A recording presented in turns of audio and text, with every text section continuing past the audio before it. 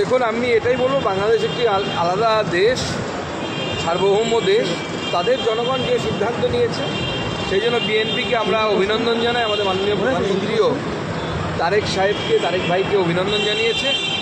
আমাদের একটা এক্সপেকটেশন থাকবে, আমাদের প্রতিবেশী দেশ হিসেবে বাংলাদেশের শান্তি শৃঙ্খলা বজায় থাকবে।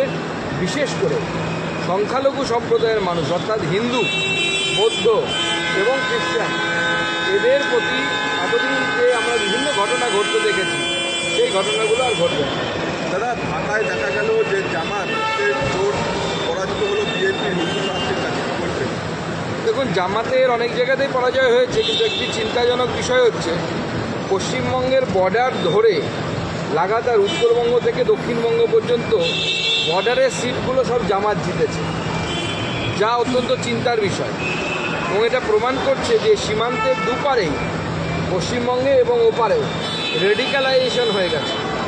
উগ্র সাম্প্রদায়িকতাবাদ, ইসলামিক জিহাদি মানসিকতা বাড়ছে, সেটা অত্যন্ত চিন্তা।